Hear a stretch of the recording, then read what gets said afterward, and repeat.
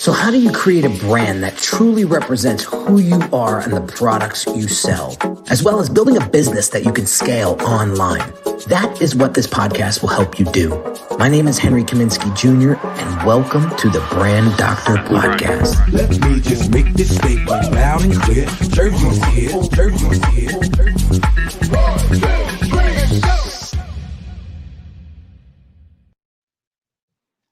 What's shaking, everybody? Welcome to another Brand Doctor Podcast. I am your host, Henry Kaminski Jr., the Brand Doctor from uniquedesigns.net. And today's guest, what an amazing individual, man. We go back a long time. We're talking 14, 15 years ago when I was back in my clubber days designing nightclub flyers for all those crazy promoters out there.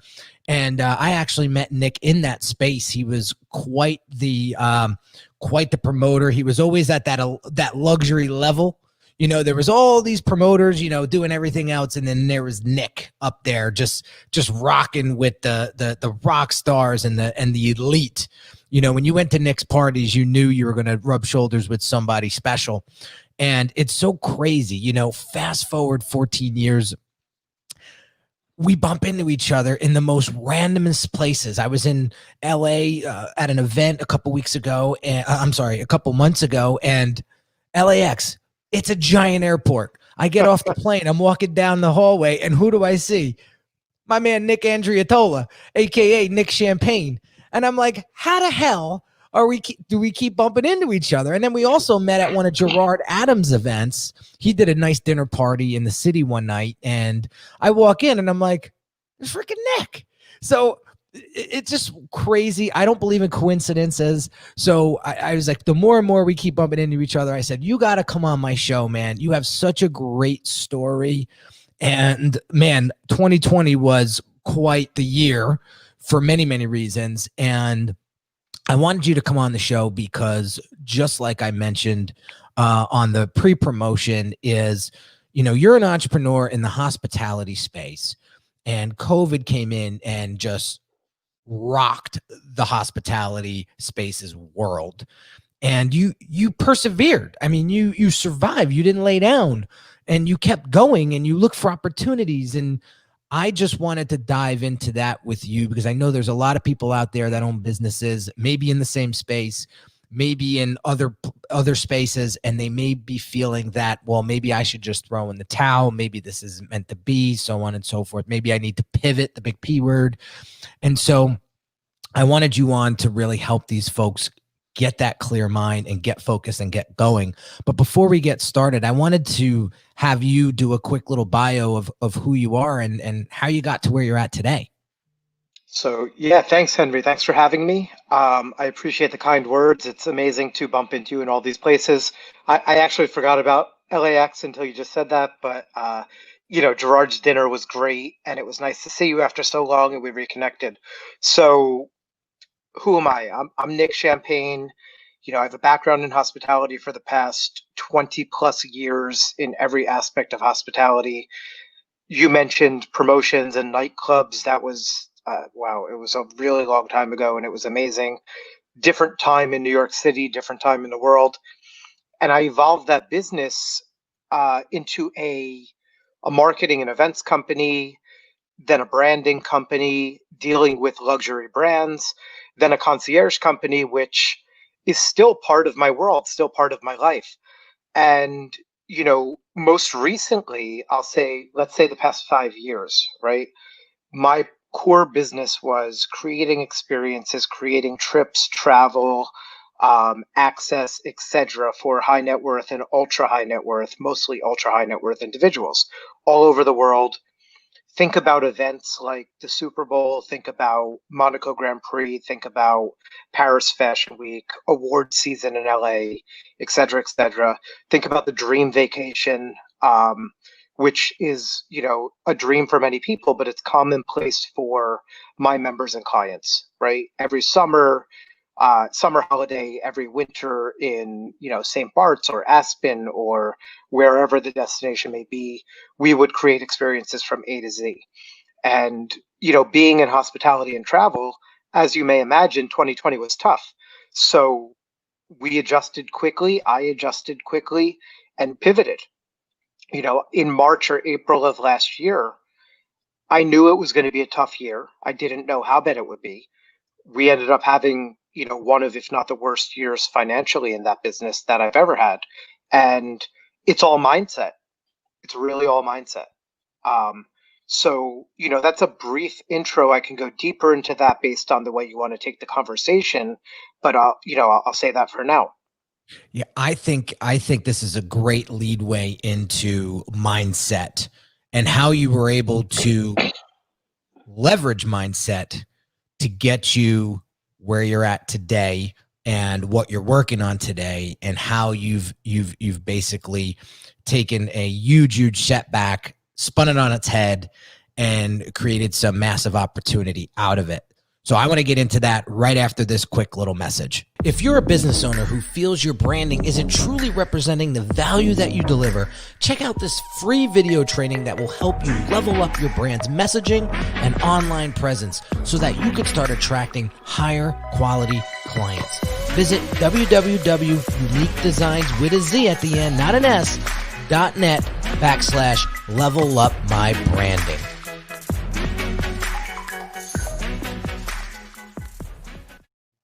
Okay, so it's March, April of 2020, and you start seeing shit really hit the fan, and you take a deep breath, and you're going to yourself, well, where do we go from here, right?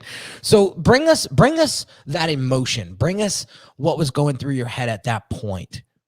So I'm going to take it a step back further beyond that. Years prior to that, I had been doing a lot of personal development work, and with people like Tony Robbins, I joined his Platinum Partnership, traveled the world with Tony, with others, other like-minded individuals, and really, learned from his principles. And it's not just Tony Robbins, it's other thought leaders, it's other authors, it's other high achievers that I aligned with, right? From books I was reading and so on and so on.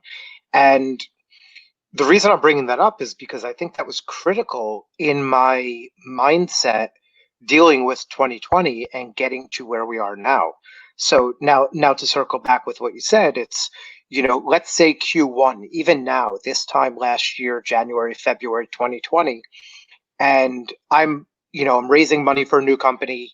I have advisors, I have investors ready, I have my clients and my members, and we're raising money for an extension of what I was doing already. So an experiential company, a high-end travel company, more community-based with a fund component, right? And the reason for that was in my personal development training, and especially with Tony Robbins, he would say, winter's coming, winter's coming, winter's coming, meaning financial and emotional winter, but primarily financial winter. So everything is cyclical, the economy doing very well, longest bull market in history. So it's got to go down at some point. And he would bring in guests like Paul Tudor Jones and Ray Dalio and, Danny Meyer, Howard Marks, Sarah Blakely, et cetera, very successful people, both in the finance world, but also in other industries, that have thrived. And each of them had a different opinion, but everyone agreed that winter at some point, financial winter would come, but nobody knew when. And we surely did not think it would come in the form of a pandemic or something health related, right? So again, Q1 2020, I have this vision of putting together an extension, merging these two worlds, merging the worlds of access and excess, high net worth, ultra high net worth, jet set events and experiences with the personal development and fulfillment world, and primarily focusing on experiences. Now, as we're putting this plan together, March happens, and the bottom starts to fall out of things, and we're thinking, is this winter? Is this that October snowstorm that comes out of nowhere and we're going to bounce back quickly? As April and May came and we realized that this was something that was going to be around for a while, still not knowing how long, I quickly identified that 2020 was not going to be our best year, to say the least. And with that, I started to envision what's next. So things are going to come back. Even now, being in January 2021, we know that things are going to come back. We don't know when. We want to be prepared. And we also know that those who thrive the most during down times are those who are best prepared and best positioned. And a lot of that is mindset. So I was prepared that 2020 was kind of a wash for me in that business. And I looked at what value we could provide to our members, our clients, my peers, my friends, and how we can grow together. And so, the funding component, which I was, thinking, Tony's talking about winter's coming, winter's coming. I want to start this quote unquote winter is coming fund to be prepared when winter hits. So I planted those seeds and people were very receptive. However, I'm not a financial person. I know that. I'm not trying to be a financial person. No interest. I aligned with some of the best financial people in hedge funds and private equity, broker dealers, etc., who were going to be on my team as advisors, investors, and partners to, go into these projects that we're going into and these opportunities. Now, going through 2020, that was a big learning experience. Juggling a lot of things, making this happen. I had people that were ready to give me money and ready to, participate in the opportunities that we had, but I didn't take it. There was nothing, it was unclear of what we were going to do. So I took probably almost all of 2020 just to realign, recalibrate with the people that I wanted in my future. And I wanted in these experiences, in this community, in these funds that we were creating to succeed with, right? To win with, to celebrate with, to overcome challenges together. And by doing that, fast forward to now, we, I guess actually I'll talk about a couple things that we did to prove the concept in 2020. We made a couple investments into, one was a vaccine, which seems to be doing very well. I'm not a vaccine person personally. I did believe, and I do believe, in the team behind the vaccine that we invested in, and a lot of the people that were involved, right? They were people over profits, but still profit conscious, right? Someone could say, why would you invest in a company that's people over profit if you're putting your money there, right? But they're still profit conscious. So that's one thing that we're in that's seemingly going very well. That's, just my own money and my company, people that are together. That's not anyone outside.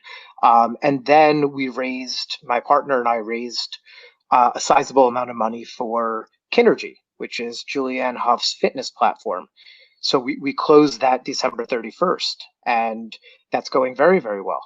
So we proved the concept with those opportunities that I was given through some of the communities and mindsets that I'm a part of. And we're continuing to build this, a fund, syndicates of a fund, and pivot that way. And as I envision this, we're finalizing the plan that it's going to be almost the inverse of what I was envisioning last year, pre-pandemic. My vision last year was we're going to make this community, it's going to be experiential, travel, etc., and there's going to be an ancillary fund with opportunities. Now it's more to say we're building this community. There's going to be opportunities, which is the primary focus, and the concierge and the travel hospitality, supporting component is going to be ancillary, and that's going to be our X factor. Very interesting. Very interesting. Very interesting. So allocating resources, connecting with the right people, making those relationships, forming those connections really helped you through the year and realizing, okay, where are the opportunities here? I'm not going to sit here and be like, woe is me, right? What do we need to do to keep trucking forward? So what are some of the things that you did to sort of reallocate your resources other than what you just described? So a couple things. First, during the pandemic, to, I guess, take my mind off of what was going on, I started a a philanthropic entity, and it was just based on GoFundMe, right? We raised some money and we delivered meals to the hospitals, right? The frontline healthcare workers who were, there was so much uncertainty in what was happening, and it was happening so fast. They were forgetting to eat, right? And it's not, people even questioned me, why are you raising money for people that are getting paid that can buy their own food? Those people obviously missed the point. It's not that they couldn't buy their own food. It's the fact that they were in emergency rooms for, 18 and 24-hour shifts, and they didn't have much downtime. They weren't thinking about food. Did you ever work so much that you're like, holy shit, I forgot to eat? Right. Mhm. And then you're like, I'm hungry, I'm going to eat now. And you can do that. These people had those, that 5 minutes that they're like, wow, I haven't eaten for the past 24 hours. By the time they ordered something and got food, there was no time to eat. So, that was a nice thing that we did that I guess helped me recalibrate. And it also helped me reconnect with a lot of people. So beyond that, I focused a lot of time on Zooms and masterminds and really taking an inventory of the people I was surrounding myself. You mentioned that whole like, woe is me attitude, and I'm not about that at all, no matter what. I focus on the good things. It doesn't mean that there's no challenges in my life, because there certainly are, personal, business, etc. I choose not to focus on them and not to give them attention, because if you give them attention, they're only going to grow. If you give attention to the opportunities and the good things, and you focus on gratitude, that's what's going to grow in your life. And I learned that gradually, and I applied it, especially last year. So, throughout the second quarter of last year and the second half of last year, I really was mindful who I was spending time with. And a lot of the time I was spending was with, I mentioned Tony Robbins, and he has a platinum partnership. It's a membership group that I joined. And I was fortunate, he has a higher level called Lions, and I was fortunate to be kind of, invited into that group to participate and show value. So we had these masterminds that I was participating in, and we were just bouncing ideas off each other. It was an amazing support system through that community of Platinum Alliance. And, it became a family that we really spent a lot of time together, virtually and in person. We met up through various parts of the country, and yeah, even in Mexico as well, and really helped each other get through those times.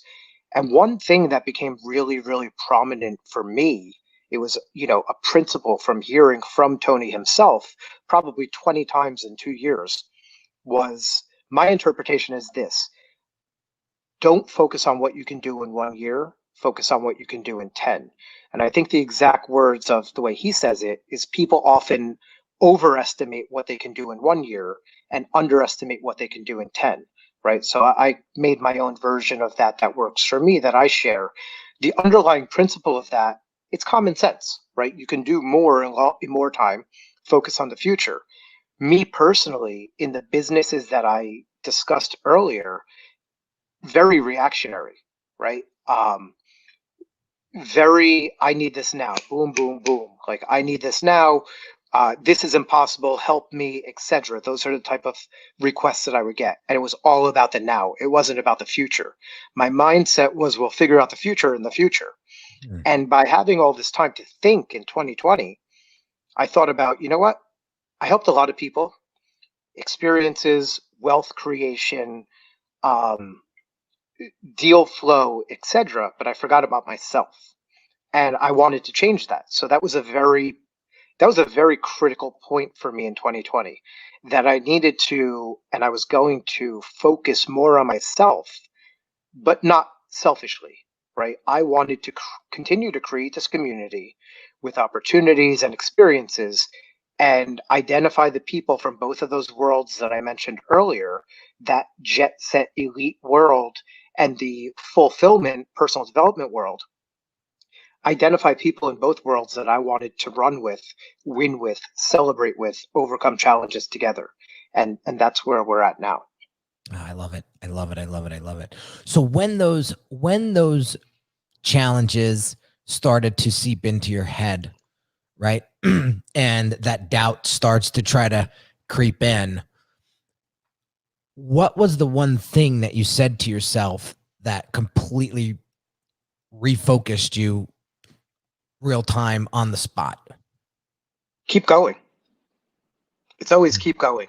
That's the simple version. Again, much of the training that I've had recently over the past few years is outcome based. So it's really focusing on the outcome. I've become big into quantum physics and manifestation, thought processes. Again, circling back to mindset, it's all related. Meditation, putting out intentions. So all of these things have been critical for me. That doubt is a killer, right? But the doubt is almost always self-imposed, right? We create these limitations for ourselves. We are our own biggest critics and biggest enemies if we allow that to happen. Now, I've seen you speaking, Clubhouse is a thing now, right? Like, for better or for worse, it's a great platform because there's a lot of great people on it, as long as you don't get caught up. And I've seen some people with voices that there's not really much credibility behind them, so we have to be careful of that. But in a lot of the people that we speak with, you and I've seen us in the same rooms, and I've seen us communicate with some really powerful people. So on that app, and also in the mastermind groups that I have, I'm sure that you have, the people that are either mentors to us or sometimes even mentees by us, we learn from them. And a lot of it keeps us going, right? It's a support system that we choose to be around these people who are either A, they've already done what we are looking to do, and we're looking for them to help us along the way, or B, the ones who are ambitious and focused and committed to doing what we've done and more, and want to run with us, and we're going to help them. So I think that's a great way to stay focused and constantly eliminate doubt, because doubt and fear, they're going to keep showing up no matter what. It's normal. That's a lot of it is because of our youth. A lot of it is because of our family, friends, teachers, the media, TV shows, the news, complacency, right? People are they're used to what they're comfortable with. You have to get uncomfortable. You have to be comfortable being uncomfortable, right? And that's where growth comes in. So by forcing yourself to grow and being disciplined and surrounding ourselves with the right people, that's how we can really continue to eliminate that doubt. I love it. I love it. Okay, next question. We talked about this on Clubhouse, but my audience wasn't there. So, I want to ask you the question again. You said when the doubt creeps in, you refocus and say, keep going. Where did that drive come from? I guess that drive overall has been a work in progress my whole life. I always strived for more, right? And as you know, I grew up in New Jersey. I live in Manhattan now. I grew up in New Jersey. As a child, I was always fascinated with the skyline in New York City and Manhattan, whether it was seeing it in person, driving with my family and seeing the skyline from some of the best vantage points in New Jersey, or whether it was seeing it on TV in, a show or a movie. I was always fascinated and enamored with Manhattan and the skyline in the city. And I guess I, at a very young age, made a promise to myself that's what I was going to do. Didn't know how, and figured it out along the way. So that's part of what keeps me going, is being here in New York, also traveling the world, and essentially building a business, building companies, building philanthropic efforts that give me that ability to live here, to travel the world, to help others to realize their dreams. And, even the pandemic's a great thing for this, right? I have a friend who owns a hedge fund. They did very, very well in 2020. And while that's a great thing, he felt bad about it because a lot of people were not doing well. And, he told me that he spoke to his wife about it. And, he felt bad that they were doing so well when so many other people were not doing well. And she said, listen, you have to get that out of your mind. Take a step back. You've earned this. You're doing this ethically with integrity. You're not doing anything wrong. And she said something that, he shared with me, and it's directly aligned with my mindset. People like us who are going to do well and we're going to fight no matter what, we're going to overcome challenges and obstacles and anything that's thrown at us. We have to continue to do that. It's nothing to be ashamed of to do well. Being a small percentage, whatever that is, 5, 10, 20%, 30%, whatever the percentage is of people who are doing well, when there's a large percentage of people who are not doing well, that are not as prepared or positioned with the right mindset to do well. The reason is the people like us who do well in bad times then are able to help and uplift the others, to share by example, to lead by example, to show what we've done and to teach them what they can do. And not everyone's going to choose to do that, right? You're going to have the people that now, January 2021, are still bitching and complaining about March and April 2020. And okay, that's fine. If you want to go that route, that's not us. And that's why we're here. And that's why we're doing things. The ones that are still complaining, and, you could say the pandemic, you could say even before that, same people, it's always their outlook to complain about something or to find the bad in something when the same occurrence, the same, I guess, the same life opportunity, someone else is finding the good in it, right? And is running with that and striving and succeeding. So I focus very much on that. And I'm mindful about the people I surround myself with. And I'm mindful about the people I communicate with and the messages that they share and their outlook and their mindset, because it's contagious either way, bad or good, negative or positive. Right. And I always want to stay in a positive. That's all part of my drive. I love it, dude. I gotta stop saying that. Love it, love it, love it. I'm catching myself. It's great. Why? That. Why? But it works. But it's real. I mean, the stuff that you're saying is just resonating with me on so many different levels. So there's so many ways I want to take this conversation, but I think this is a great way to point it and start to wrap up a little bit. But you've been in business, what, 20 plus years now? Yep. Yeah. What's the one thing that you would attribute all of your success to? If it was one thing, I think it all stems from my childhood. And I grew up, my grandparents, it's interesting because my grandparents were entrepreneurs. They owned restaurants and liquor stores. And when I was born, it was a liquor store, right? The restaurants were before me. When I was born, it was a liquor store that they owned, right? Small liquor store in New Jersey. And I was brought up around that liquor store. So I subconsciously learned a lot of things, right? In bopping around. Like what? So yeah, I'll definitely share those things. So in bopping around at a young age, I learned marketing, branding, psychology, social skills, probably before I could even talk, by seeing them and experiencing them. And then as I grew, 2, 3, 4, 5, 10 years old, I was around that environment. And I saw the different ways of interaction with the owners who were my grandparents and my family and the customers, right? If someone came in and it was the neighborhood bum who came in at, 10:01 when the store opened at 10 a.m. and bought a beer, right? A can of beer that was $1 at the time or whatever it was. And, that was one example. Then you had the person or couple that came in dressed nicely and bought, a nice bottle of wine or a bottle of champagne to celebrate an occasion, and the way they kept themselves, all of the psychology of that, I subconsciously learned. The other thing is there was a video game store that was 2 doors down from my grandparents' liquor store, and I befriended the owner of that store at an early age, and I learned from him. He and his friends, they had the nice cars, they read Rob Report, they read DuPont Registry. So naturally, I was interested in those things, right? They were things that were not common. That was, that was what success was, right? And that, they were entrepreneurs. And if they could do it, I wanted to learn how to do it.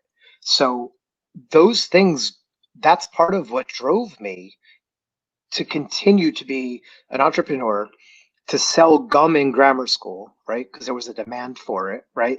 And to realize that if I bought a pack of gum for a quarter, right? Like Wrigley's, whatever, I could sell them for 10 cents or a quarter eventually each and make some money. And then when there's more of a demand, I could buy the bulk pack at Costco or BJ's, and my cost went down and my profit went up, and so on and so on. So like learning those silly little things at an early age and then parlaying that into bigger things. And when we met, it was in the nightclub and promotions world, right? When I started that, and you probably don't know this, but when I started that, I was in college. I wasn't interested in nightclubs at all. But one of my roommates was promoting a party, and he's like, "Hey, I have this box of flyers sitting in our living room in Queens at St. John's." I was like, "Give me some of those, I'll help you out." And he's like, "Oh, well, why don't I start your own list? And if you bring people, I'll pay you." Now, I don't know, 18-year-old broke college kid. I was like, that sounds awesome. So I did that. I brought people, but I would just observe. I would observe the people coming in. I would observe what people wanted.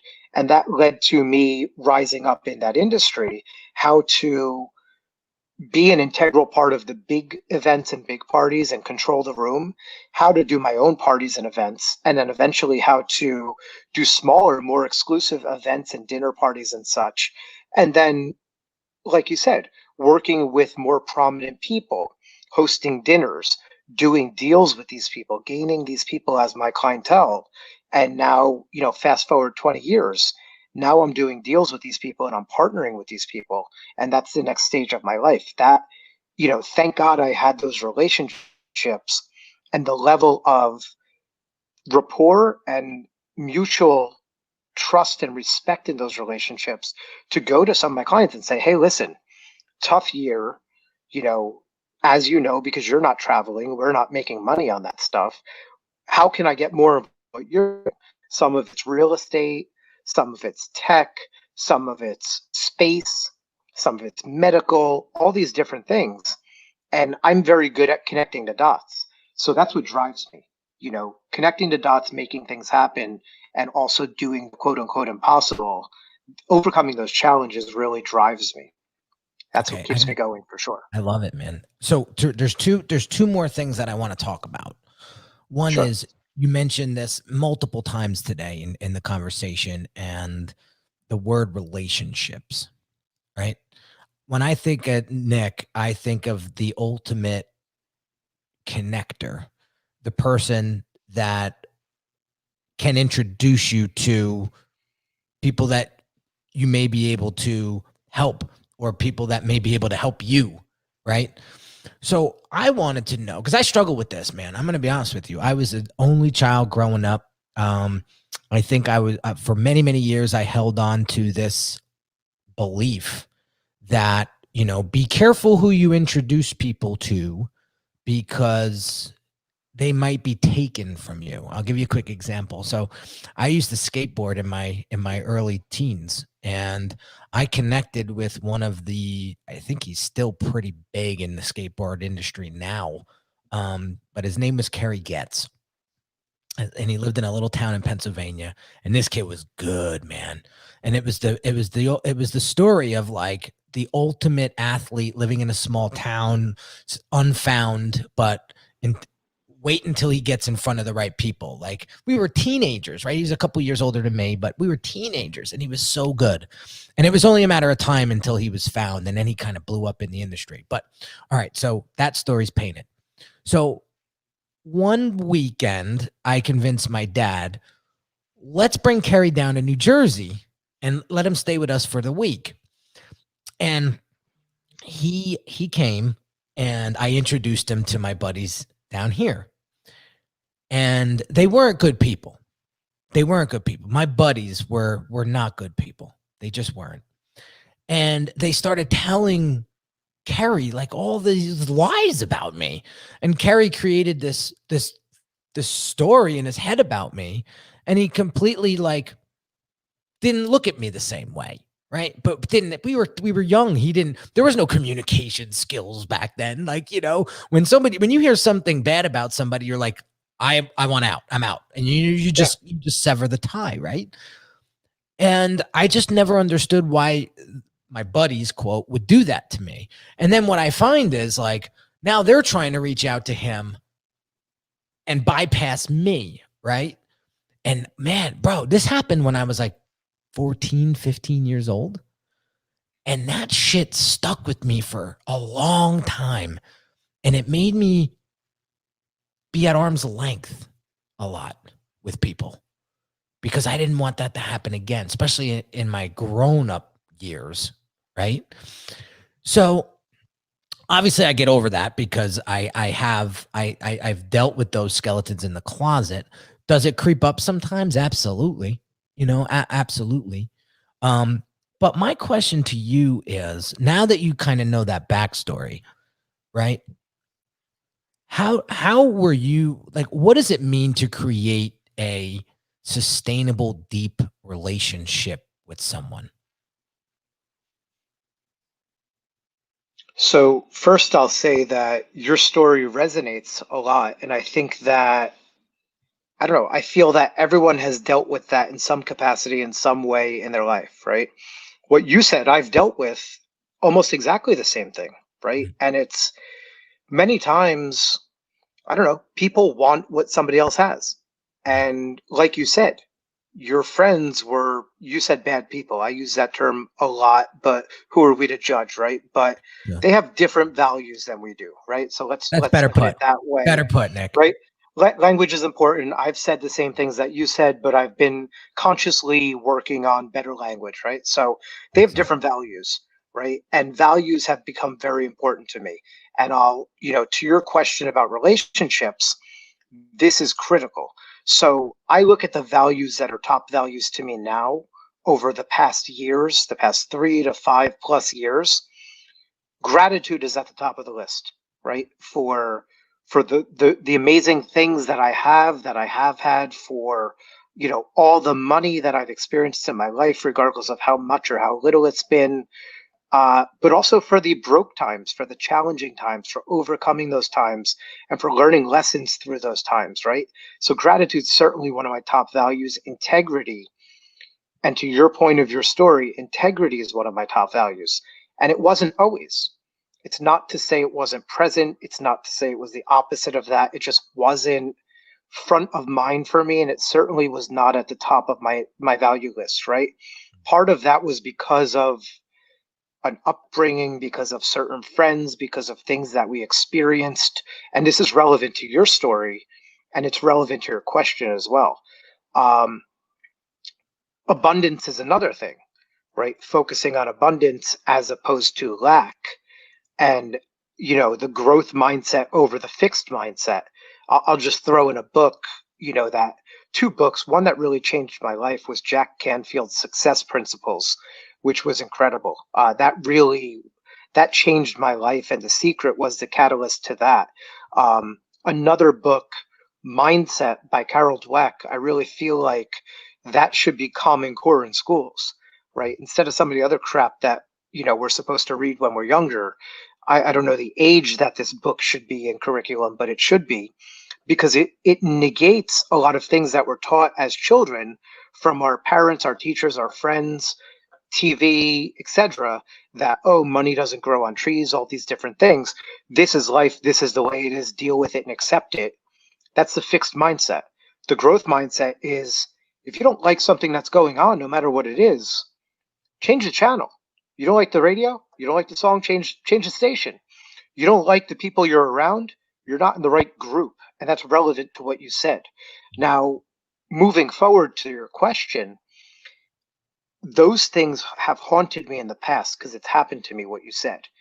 And it's always been a voice in my ear, like, oh, if you connect these people, if you do this and you do that, you have a chance of losing. That's always going to be the case, right? Comes down to value as well. Showing value the more value you show. And I'm not the type of person that, everything and every connection that I've made, I say, hey, if you guys do this, I get that. Some people are very good at that and only being transactional. There's a time and a place for that in certain deals to outline that. Yes, of course, but based on introductions, based on something like this, Henry, if someone sees me on here and somebody reaches out to me and, is interested in one of my businesses or some of the opportunities we have, and we do something, we don't have a deal, right? Like, we don't have a deal, period. However, if someone says to me, hey, I saw you on Henry's podcast, and that person becomes my next big client or investor or business partner, I don't forget those relationships because I want to, not because I have to. There's no obligation there. But part of it is what you said, what you experienced, and what I've experienced, that people don't always have the same values and don't always do the quote unquote right thing. I choose to do that, right? I choose to remember and honor introductions. And sometimes something good comes out of an introduction where there's not a financial gain, it's a relationship. So what? So you go to dinner together and you bring the other person in on it or something like that. Or maybe it is something that there is a big financial gain. And then you deal with it accordingly. And, it's case by case how that happens, right? So there is always that idea in my mind that, oh, this person can do that. It's happened to me. It's happened to me recently, right? Where I don't feel good about it, but also don't get stuck on it. It's easy to get stuck on it. So that's where mindset comes in again. I feel that the people that do that will dissipate and will step on their own feet and they'll end up screwing themselves, right? And the more value that we show in relationships, the more integrity that we show in relationships, that builds long-term trust, right?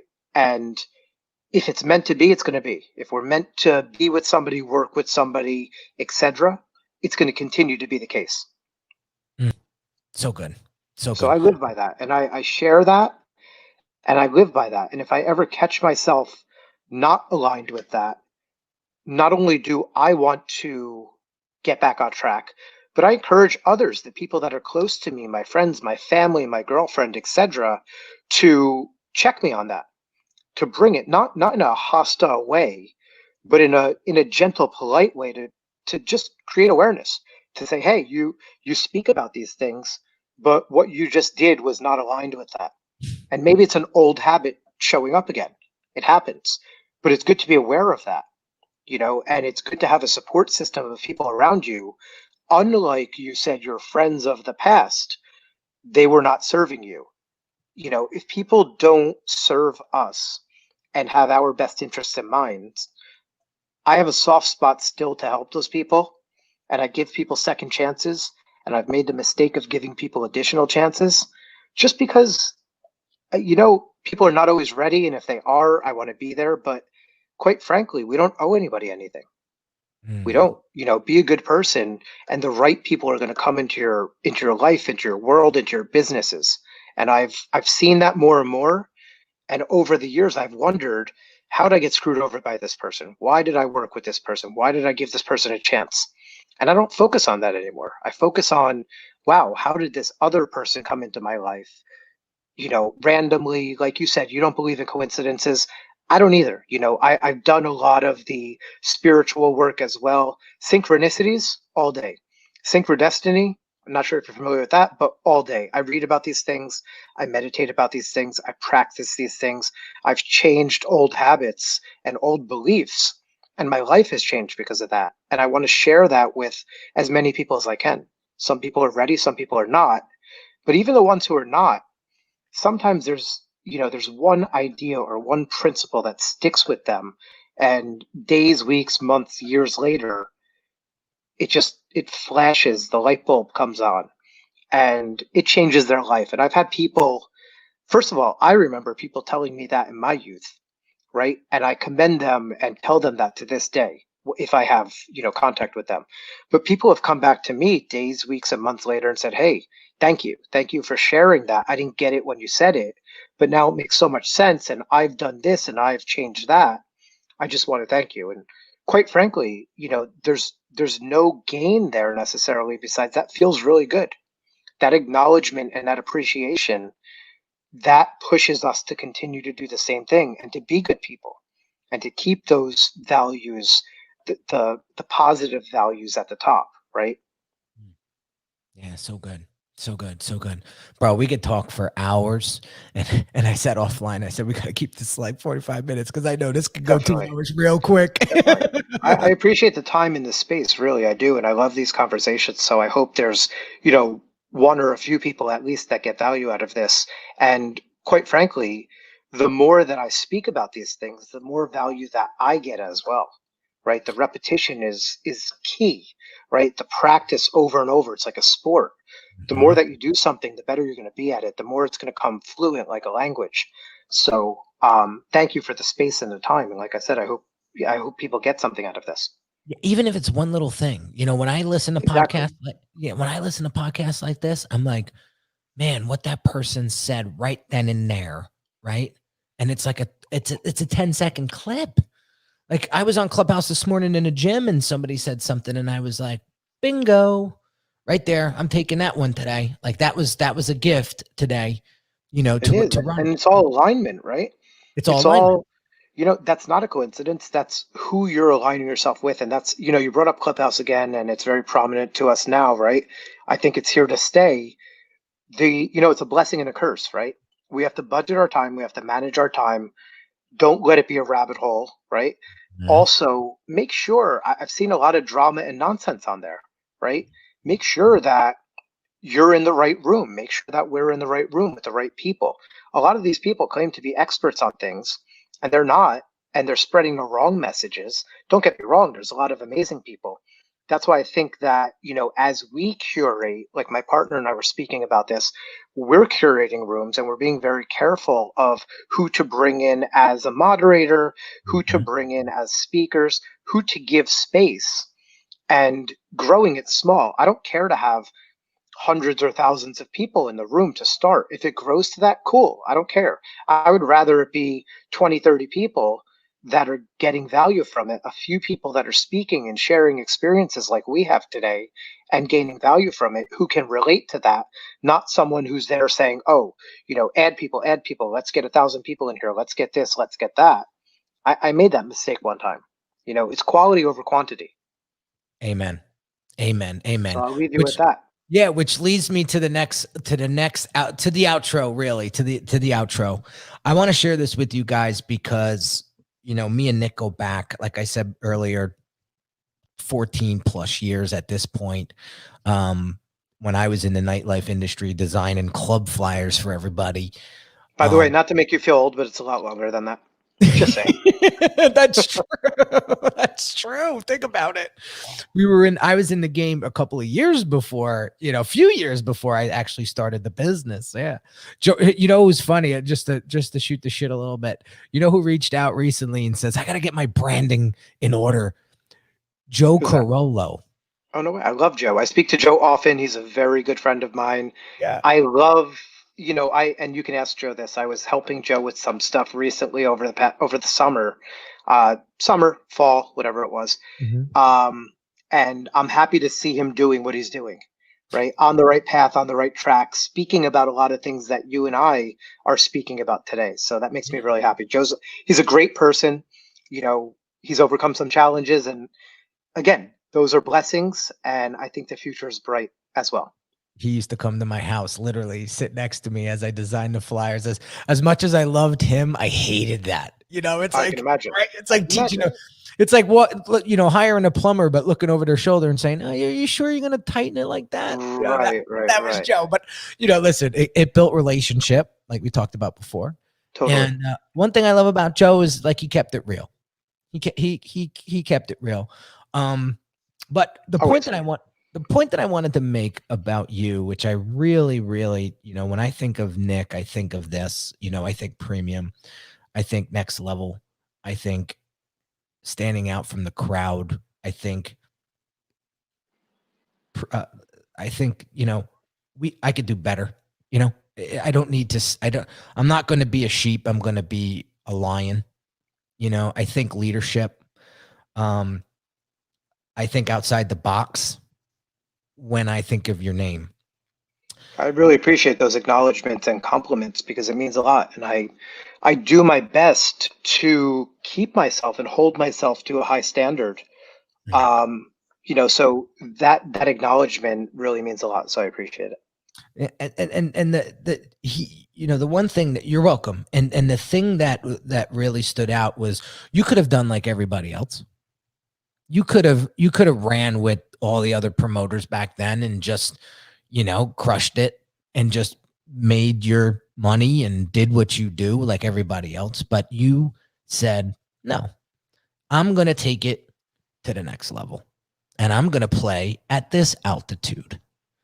And that's what I wish for my audience. That's what I wish for my clients. I want people to understand that they have true expertise. Some of us don't even know it. Like I didn't know it until I got coached up. I don't want to speak for you, but I'm sure Tony brought things out of you that you didn't see, right? And that leveled you up, right? 100%. And I think I want to surround myself. I don't think, I know, and I've been doing this for a while now, but like you mentioned before, when you surround yourself with high frequency people, it eventually creates that frequency inside of you. And I just want people that are listening and watching this to understand. And again, there's some people that love status quo and they just want to mix the paint and drink the beer and punch in and punch out. And there's nothing wrong with that. I'm not hating on you.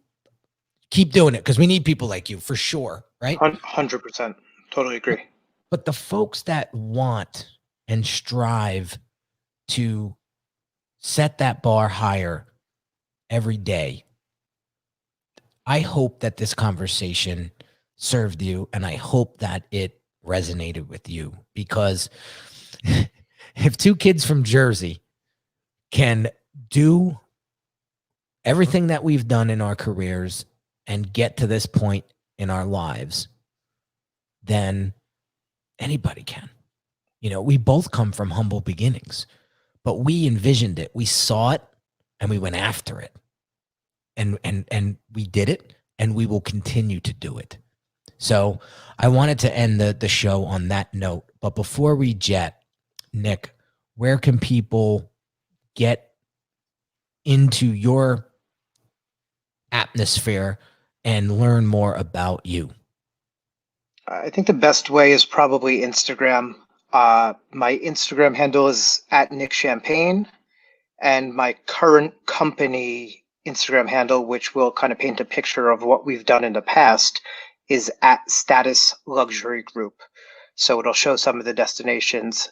There's a transition happening from some of that stuff. So probably my personal @NickChampagne is the best, because it's current and I put some stuff up there photo wise, but stories and such. And then, the Clubhouse thing, for those that are on Clubhouse, join Henry, join me in some rooms. If, I've been doing a morning one that's based on intentions and incantations. I do it at 7:10 a.m. Eastern time on weekends. I'm going to stick with that for a while. I'm going to do it probably on weekends as well at 8:10 a.m. But it's gained some traction just in 3 days. And I don't care how many people come in there. I care that every person in there gains value and maybe shares an experience that the rest of the group learns from. So that's what's important to me. Again, @NickChampagne on Instagram. Love to hear some comments and feedback. And, if I can help in some way, happy to do so. Nick, appreciate your time this morning. And Awesome. bro, I love chatting with you, man. Once this stuff breaks, we got to go out for dinner. We'll bring the fam. And Awesome.